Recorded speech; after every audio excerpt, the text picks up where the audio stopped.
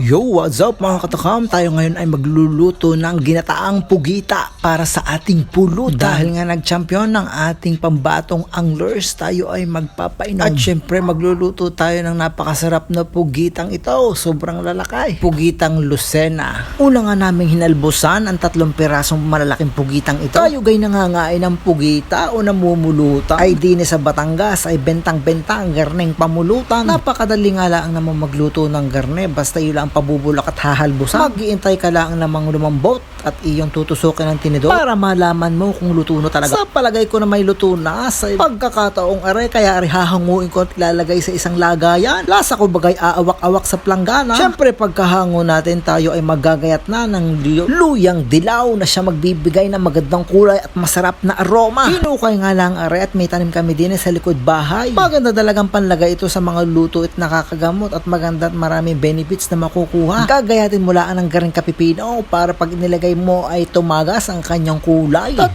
bugi nga lang ang ginayatong yan pero kadami na. Sapat na nga din ito para makakulay sa ating 3 pirasong pugitang yun. At pagkatapos nga natin magayat ng luyang dilaw ay isusunod naman natin ang pangmalakasan nating sibuyas. Sobra nga namang bilis kumulay lalo na ang kamay daig pang nagpidik. Nagkulay dilaw na nga daig pang may hepa. At natapos na nga din akong maggayat ng sibuyas. Syempre sunod natin ang bawang. Kahit na nga meron tayong luyang dilaw ay maglalagay pa rin tayo ng ordinaryong luya. Mas maganda ang luyang ito at mas malasa kaysa sa luyang dilaw kaya naman lalagay natin. At syempre hindi mawawala ang ating siling pula na magbibigay anghang sa ating ginataang pugita. Naggayat lang ako ng ilang piraso dahil magagayat din tayo dito ng berdeng sili. Mabilis nga din akong natapos dahil ako may katulong dito. At isusunod na nga din dito ang paggagayat ng ating pugita. Ay tunay kang bagnas pawis na sa paggagayat. Tumulo na nga ang ating pawis dito sa paggagayat na rin. Anong pagkalalakay? Ay, kita ninyo yan. Sa mga pugita lovers dyan, shout out.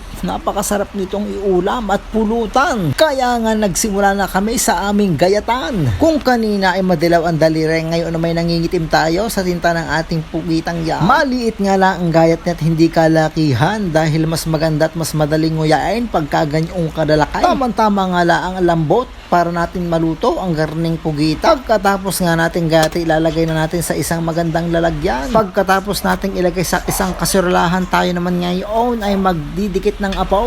Magpapaliyab at hindi naman tayo sa tungko magluluto. Dito tayo sa ating parilyang at yolyase. Sinimulan ng ating maggisa ng bawang. Pagkatapos nga nito ay ating gigisa na din ang ating sili na mag-aabigat. Ay anong pagkakaanghang ito? Singit ay sa ating ay halaw ng maigay para lumasa. Isunod na nga natin dito ang ating luyang dilaw para maging makulay na. At lumabas na ang dilaw na kulay, ilagay na din natin ang ating sibuyas. Gayan lang naman ang pagigisa diyan. Pagkatapos karaka na may nailagay agad ng tatay ang unang gata, ay ilalagay na natin din ngayon ang ating ginayat na pugita. Hahaluin din lang naman natin yan para magpantay ang luto at iintay natin bumulak. Ay pagkaganda naman ang kulay pero mas maganda pag naluto at kulay dilaw na. Makalipas nga ang ilang minuto, ilalagyan na natin ng pampasarap itong magic sarap at hindi naman mawawala ang ating dinurog na paminta. Haluin nga lang ng kaunti at maya-maya ay lalasa na at maya-maya ay tayo ay magtataklob na. Makalipas ang ilang minuto, itatakloban na natin para maya-maya ipabulakin natin yan. Ay lasa kumbaga sa landak na yan, bulak. Kumulay na nga ang dilaw sa ating pugitang yaan at haluin natin yan at paiigahin natin ng kaunti. Madali namang bumulak are at madali ding maigat gawa tayo ay nakagasaw. Ay lasa kumbagay namumulaklak ang sila ay singhot kayo din pag kayo namulutan din aba ay taklob yun.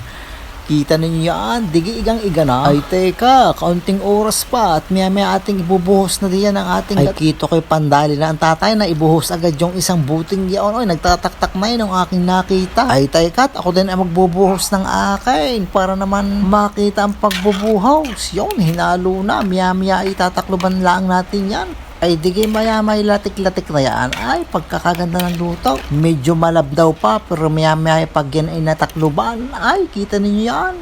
Natakluban ng kaunting oras ay talagang gumata ng maigay. Ay digay are. Halo ay. Ay kita ninyo yan. Kahit ang laway ko din ay lasa ko itaob din na yung isang kahong 4. Ay sundan mo pa ng Alfonso. Ay awan ko na sa iyo kung hindi ka malasing.